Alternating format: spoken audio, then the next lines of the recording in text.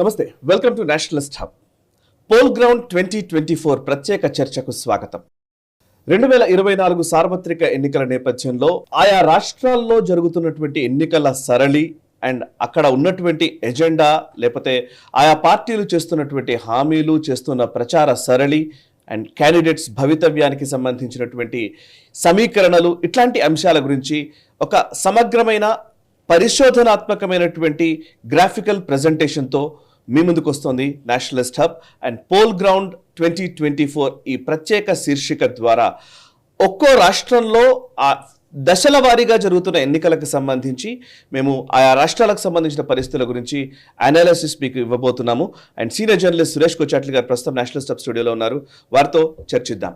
నమస్కారం సార్. నమస్కారం సాయి గారు. సార్, సురేష్ కొచాట్లి గారు, మనం కర్టన్ రైజర్లో చెప్పినట్టుగా మొత్తం 7 దశలుగా జరుగుతున్నటువంటి ఈ పోలింగ్కి సంబంధించి మొదటి దశలో ఎక్కడెక్కడ ఏ రాష్ట్రాల్లో ఎన్నికలు జరుగుతున్నాయి అండ్ ఆయా రాష్ట్రాల్లోని డెవలప్మెంట్స్ ఏంటి అండ్ ఈక్వేషన్స్ ఏంటి ఒకసారి మనం తెలుసుకునే ప్రయత్నం చేద్దాం. ఫస్ట్ ఫేజ్ కి సంబంధించి ఒకసారి ఎక్స్ప్లెయిన్ చేస్తారా? ఫస్ట్ ఫేజ్ 19 తారీఖు ఎలక్షన్ జరగబోతుంది. 102 స్థానాలు ఉన్నాయి సాయి గారు. అంటే 543లో 102, అంటే ఆల్మోస్ట్ 1/5 ఆఫ్ ద కాన్స్టిట్యున్సీ ఈ ఫేజ్లో వెళ్ళిపోతుంది. దీంట్లో అన్నిటికంటే పెద్ద స్టేట్ తమిళనాడు, 39 సీట్లు ఉన్నాయి. మిగతాది చిన్న చిన్న నార్త్ ఈస్టర్న్ స్టేట్స్ ఉన్నాయి, అక్కడ 1 సీటు 2 సీట్లే ఉన్నాయి. అండమాన్ నికోబార్లో లాస్ట్ టైం జరిగిన పోటీ 2014లో బీజేపీకి 1 సీట్ వచ్చింది. అదే సీట్ బీజేపీ క్యాండిడేట్ మళ్ళీ 2019లో ఓడిపోయారు. సో కాంగ్రెస్కి వచ్చింది అనమాట అక్కడ సాయి గారు. ఓటింగ్ పర్సెంటేజ్ చూస్తే బీజేపీది ఒక 2% పడిపోయింది. 2 కూడా కాదు, ఆల్మోస్ట్ 1.7% బీజేపీ ఓట్ పర్సెంటేజ్ తగ్గింది. అంటే 2.5కి వచ్చినమాట. కాంగ్రెస్కి ఏమో 2.29% వాళ్ళ ఓట్ స్వింగ్ ఎక్కువైంది. So it's a small swing, కానీ ఇట్ కెన్ రిజల్ట్ ఇన్ చిన్న కాన్స్టిట్యున్సీలో it makes a major difference in voting percentage. Next Puducherry 1 seat, అక్కడ కాంగ్రెస్కి ఈసారి వచ్చింది. లాస్ట్ టైం మన రంగస్వామి గారి పార్టీ వాళ్ళకు ఉండే సీట్ అది. సో హియర్ ఇట్స్ ఎందుకు ఇక్కడ వాళ్ళకి ఎందుకు వచ్చింది మెయిన్లీ అంటే they contested with DMK అలయన్స్లో.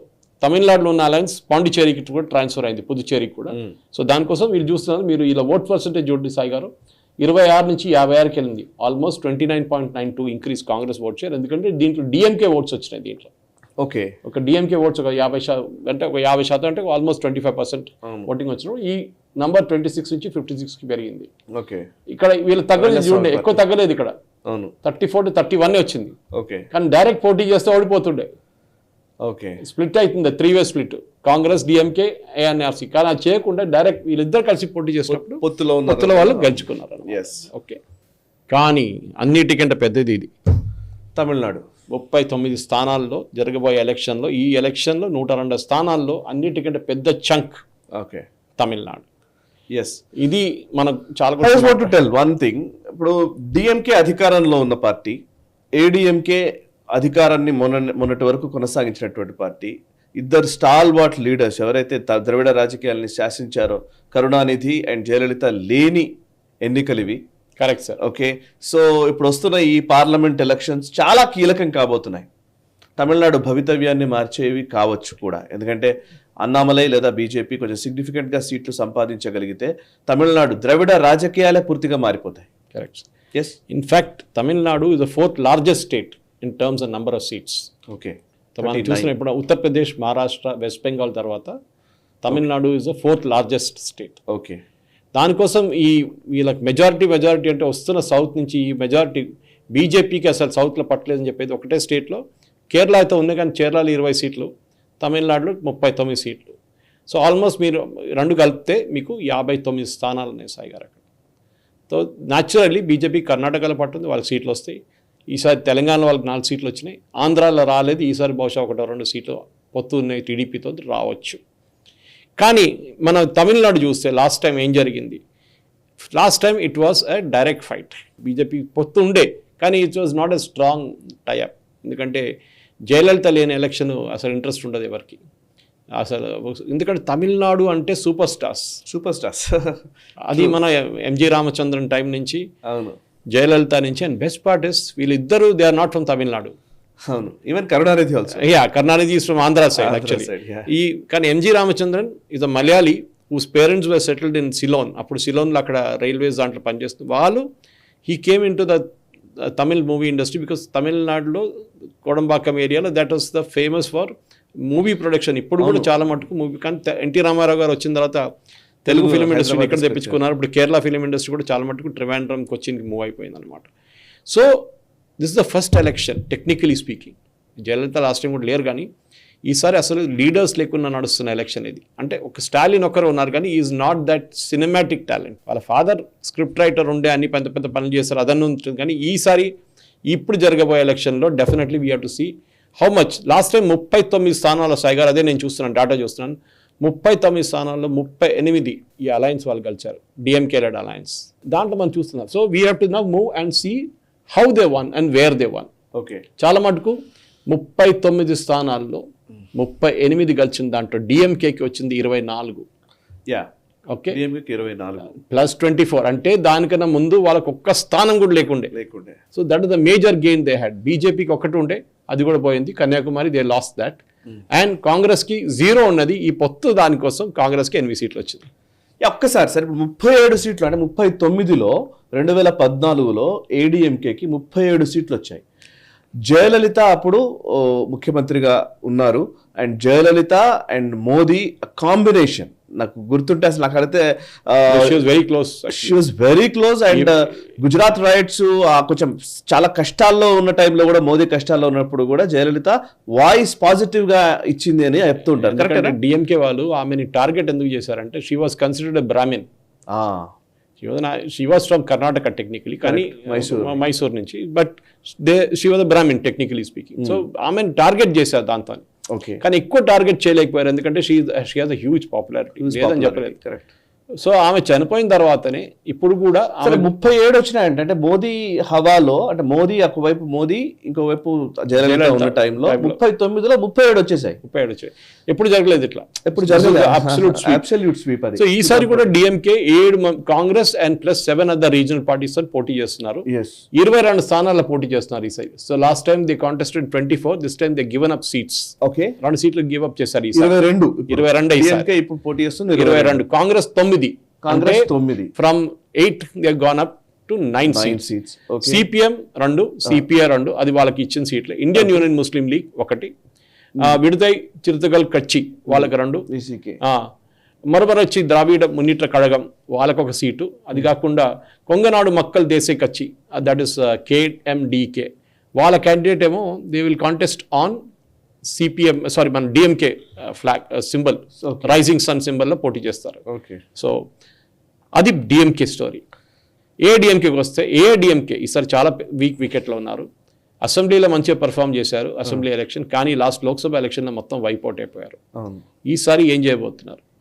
Okay, Panneerselvam కూడా బీజేపీ పక్కన వచ్చేసారు, పళనిస్వామి ఒక్కరే ఆ పక్కన ఉన్నారు. Will you be able to hold on? Jayalalithaa picture పెట్టి, జయలలిత పోస్టర్లు పెట్టి ఓట్లు అడగడం ఒకటి, జయలలిత క్యాంపెయిన్ చేసి ఓట్లు తీసుకోవడం ఇంకోటి.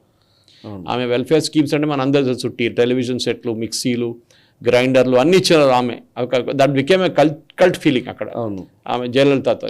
సో ఈసారి ఏడీఎంకే ఆన్ దర్ ఓన్ వాళ్ళు 34 స్థానాల్లో పోటీ చేస్తున్నారు. ఓకే, అది కాకుండా వాళ్ళ దగ్గర అలయన్స్లో 4 పార్టీలు ఉన్నారు సాయి గారు. So they are doing it. So AIDMK దగ్గర 34 స్థానాల్లో they are in alliance with 4 parties.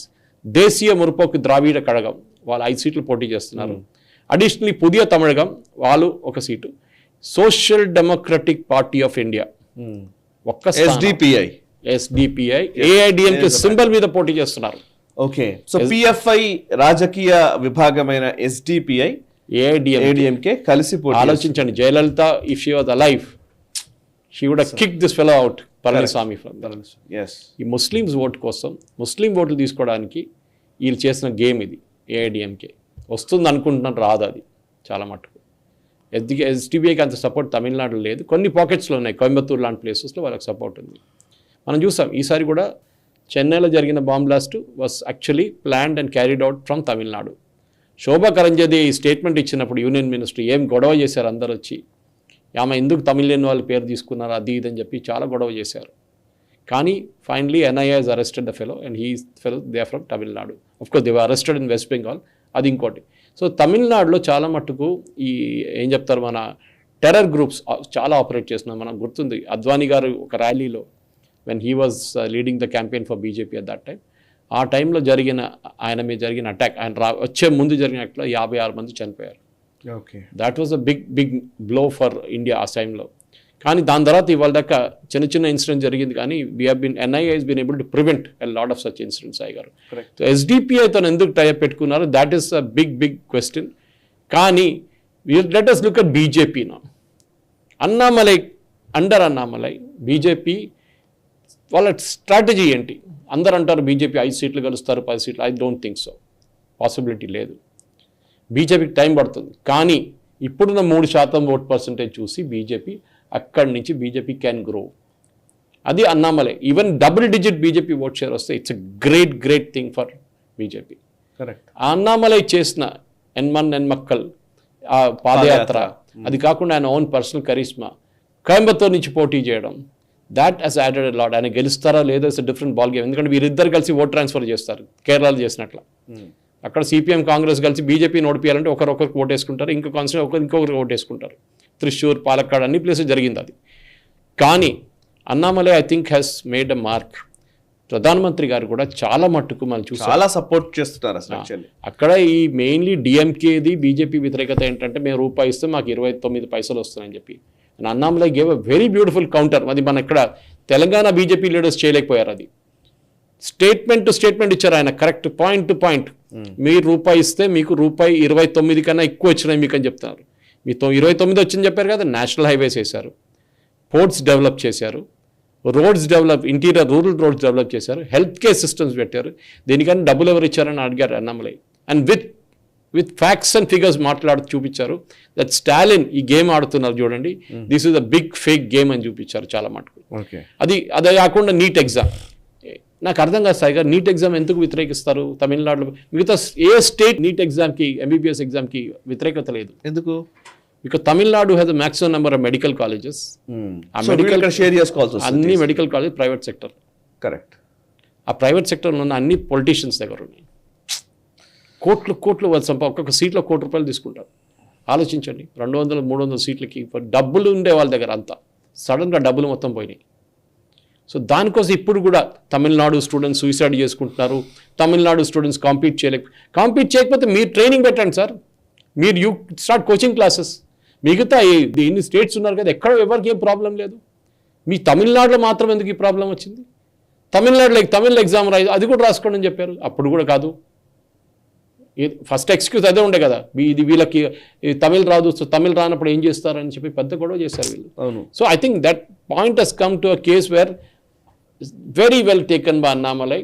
And I think ఆయన ఈ ఎలక్షన్లో చాలా మంది ఇప్పుడు రెడీగా ఉంటారు, చూడండి అన్నామలైతో ఓడిపోయారు, బీజేపీకి ఏం రాలేదు. నో, అన్నామలై బీజేపీని ఎక్కడి నుంచి ఎక్కడ తీసుకెళ్తారో అది ఫస్ట్ చూడాలి మనం. కరెక్ట్.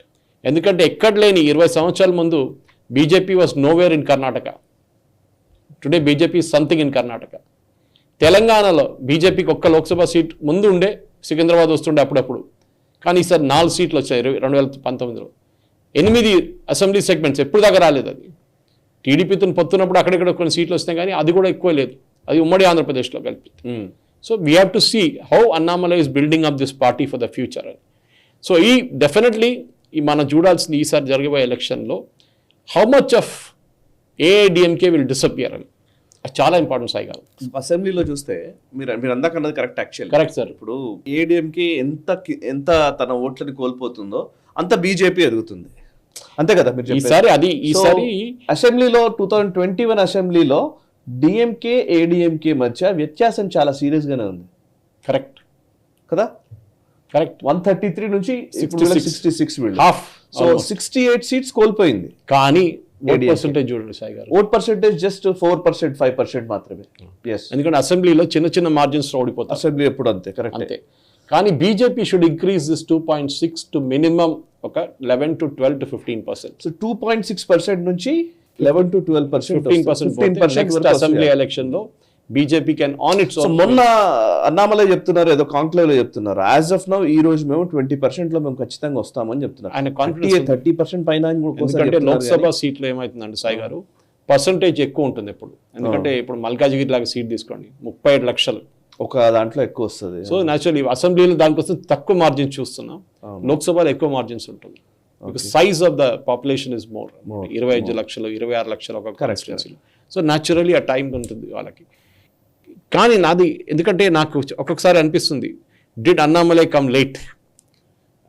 టైం ఉంటుంది, అన్నిటికీ ఒక టైం ఉంటుంది. అందరూ అనుకుంటారు అన్నామలై గారు డైరెక్ట్ ఐపీఎస్ నుంచి రిజైన్ చేసి వాలంటరీ తీసుకొని హీ జాయిన్ పాలిటిక్స్ అని. కాదు, సంవత్సరం కన్నా ఎక్కువ హీ రాన్ అన్ ఎన్జిఓ. అవును, ఎన్జిఓ వాళ్ళ విలేజ్ లో వర్క్ విజయకాంత్ పార్టీకి వర్క్ చేశారు. అదే అది ఇంటర్న్షిప్ చేశారు.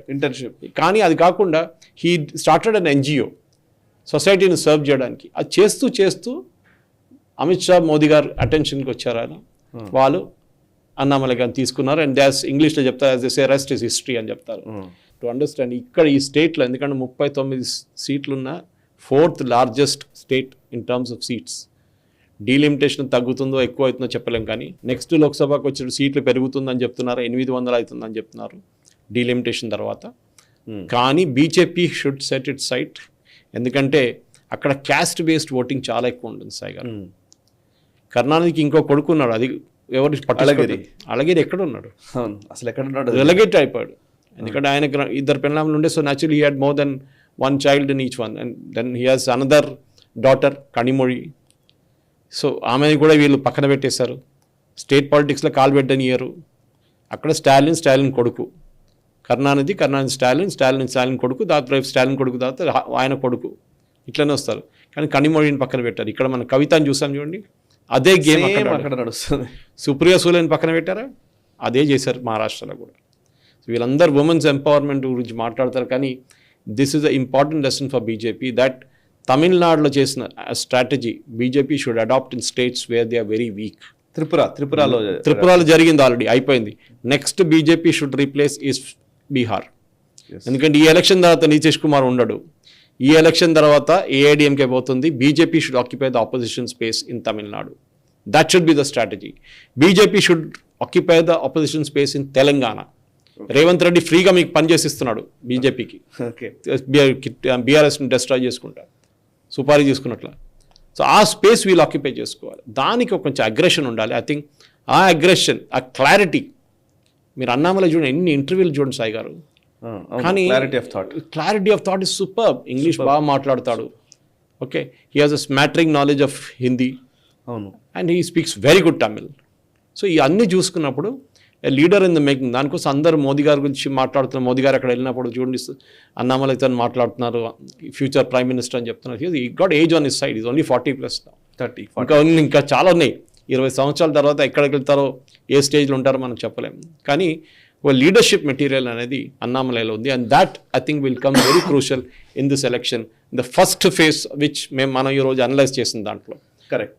సో మీరు అవుట్ ఆఫ్ 100 సీట్లు ఉన్నాయి కదా, 1/5 ఆఫ్ 102 సీట్లలో, ఫేజ్ 1 లో జరుగుతున్న 102 సీట్లలో ఎవరికి ఎంత ఎడ్జ్ ఉందంటే, జస్ట్ ఫర్ గెస్ వర్క్, ఒక గుట్టిగానే మీ అంచనా. దీంట్లో సాయి గారు తమిళనాడు పక్కన పెడితే, అంటే 40 తీసేయండి. ఓకే, 39 40 తీస్తే 60 మిగులుతుంది. 60లో బీజేపీకి I think BJP will get minimum ఒక 48 వస్తుంది. ఎందుకంటే వెస్ట్ బెంగాల్లో కొన్ని సీట్స్ ఉన్నాయి, అది కాకుండా బీహార్లో కొన్ని సీట్స్ ఉన్నాయి, కొంచెం they are touch and go seats. Rajasthan they will win, Madhya Pradesh also they will win, problem లేదు. మహారాష్ట్రలో కొంచెం ఇష్యూ ఉండొచ్చు. అది కాకుండా Chhattisgarh they will win again. ఈసారి ప్రాబ్లం లేదు ఛత్తీస్గఢ్లో. Chhattisgarh again is a classic case where Ekal విద్యాలయాలు ఇట్లాంటి స్కీములు పెట్టి BJP has replicated Tripura in Chhattisgarh. Tripura లాగానే Chhattisgarh is also tribal state. Correct. అక్కడ క్రిస్టియన్ మిషనరీస్ని కౌంటర్ చేయడానికి బీజేపీ ఆడిన గేమ్ అదే వాళ్ళు ముందు త్రిపురలో ఇంప్లిమెంట్ చేశారు. Phase 2 they implemented in Chhattisgarh and it worked to their advantage. Okay, finally phase 1 ఇప్పుడు మీరు చెప్తున్నారా 102లో ఒక 40 సీట్లు బీజేపీ గెలవడానికి ఆస్కారం ఉంది అని అన్నాను అనుకుంటున్నాను. 48 దాకా బీజేపీ గెలుస్తారా? ఓకే, 40 to 50 వేద్దాం. Okay, just 50 just for answer. నేను అడిగేది ఏంటంటే సార్, ఇప్పుడు మనం బేసికల్లీ మోదీ అనగానే క్యాంపెయిన్, సో ఆయన ఎలా ఆర్టికులేట్ చేస్తాడు, ఎలా తీసుకెళ్తారు, ఎలా మాట్లాడతారని. ఇప్పుడు బేసికల్లీ ఇప్పుడు ఈ ఫేజ్ 1 ఎలక్షన్స్ అయిపోయిన తర్వాత నాకు తెలిసి అన్నామలై అన్ని రాష్ట్రాల్లో పర్యటిస్తాడు, ముఖ్యంగా మన తెలంగాణ రాబోతున్నారు. సో ఫేజ్ 1 ఎలక్షన్స్ అయిపోయినా కానీ అన్నామలై వస్తారు. సో ఫేజ్ 1 తర్వాత స్ట్రాటజికల్లీ పొలిటికల్ పార్టీలు ఏవైనా మార్చుకునే అవకాశం ఉందా? ఎందుకంటే బీజేపీ క్యాంపెయిన్ లో మార్పులు ఏమైనా ఉంటాయా? మీరు కేరళ గురించి మాట్లాడారు. కేరళ ఫేజ్ 2 అయిపోగానే నాకు తెలిసి ఆయన రామజపం మొదలు పెడతారు. 100% అలా ఫేజ్ 1 తర్వాత ఏం మార్పులు ఉండొచ్చు? ఫేజ్ 1 తర్వాత డెఫినెట్లీ బీజేపీ ఫేజ్ 2లో కేరళ వస్తుంది. సో అక్కడ ఎక్కువ మార్పు ఉండదు కేరళలో. సో కానీ ఫేజ్ 3కి రాగానే చాలా మటుకు ఫేజ్ 2 నుంచే మొదలవుతుంది. Will be more aggression from BJP. ఎందుకంటే మనం చూస్తున్నాం సాయి గారు, బీజేపీ పత్రిక, BJP manifesto, there are no freebies in that. సరే బియ్యం ఫ్రీగా ఇస్తున్నారు, ఫార్మర్స్కి 6,000 రూపాయలు ఇస్తున్నా, కంటిన్యూ చేస్తాను, కంటిన్యూటీ ఆఫ్ పాలసీస్.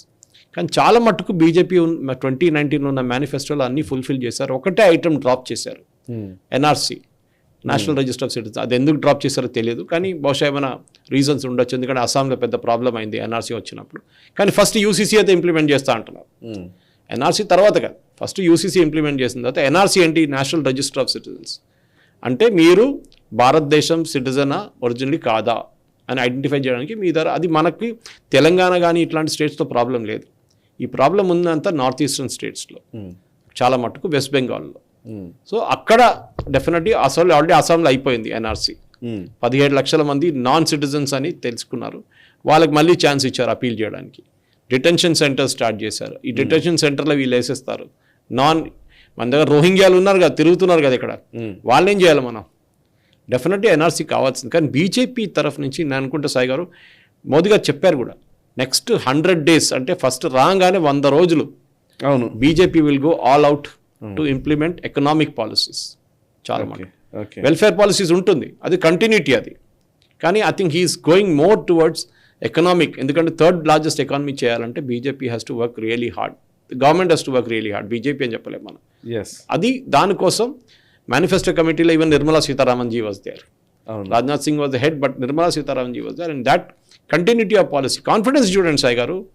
అన్ని క్యాబినెట్ సెక్రటరీ నుంచి అన్ని ప్రిన్సిపల్ సెక్రటరీస్ని పిలిచి అందరికీ కమాండ్ ఇచ్చారు, మీరు ప్లాన్ ప్రిపేర్ చేయండి.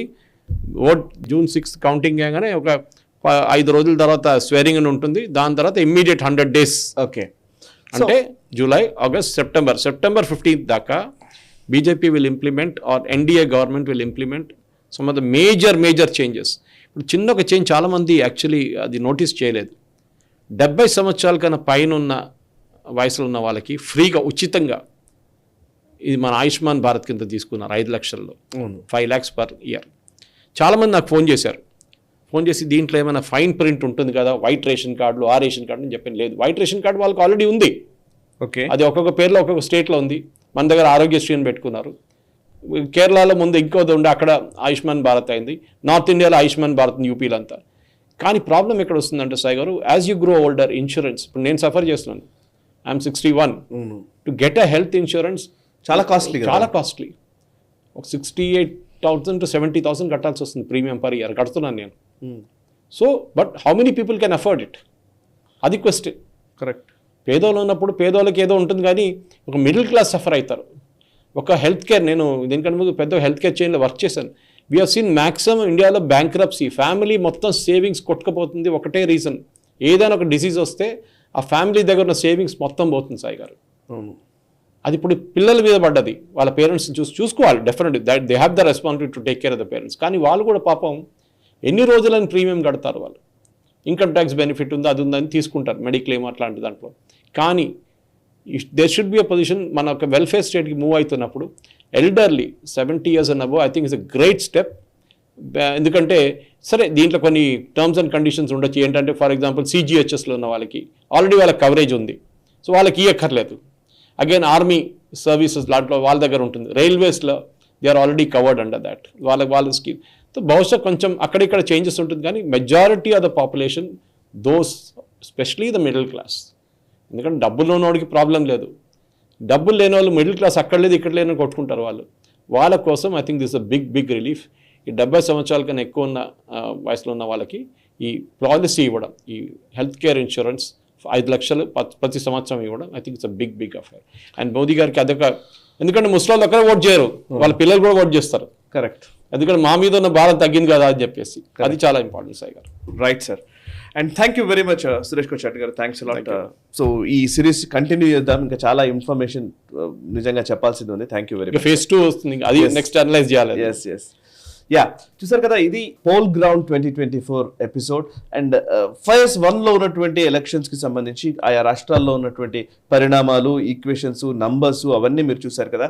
సో ఈ వీడియో మీకు నచ్చితే లైక్ చేయండి, 10 మందికి షేర్ చేయండి, కమెంట్స్ ద్వారా మీ అభిప్రాయాలు తెలియజేయండి, ఎక్కువ మందికి దీని గురించి చెప్పే ప్రయత్నం కూడా చేయండి. ఎందుకంటే ఈ అనాలిసిస్ ఏ రాష్ట్రాల్లో ఎన్ని సీట్లు ఉన్నాయి, ఆ సీట్లలో ఎటువంటి ఫలితాలు గతంలో వచ్చాయి అండ్ ఇప్పుడు ఎటువంటి పరిస్థితులు ఉన్నాయి, ఇవన్నీ చాలా రీసెర్చ్ చేస్తే వచ్చినటువంటి ఇన్ఫర్మేషన్ ఇది. సో దీన్ని ఎక్కువ మందికి రీచ్ చేయడం అనేది మీరు కూడా తీసుకుంటారని నేను అనుకుంటున్నాను. And national step group of ఛానల్స్ని సబ్స్క్రైబ్ చేసుకొని జాతీయవాద జర్నలిజాన్ని ప్రోత్సహించండి. Thank you very much.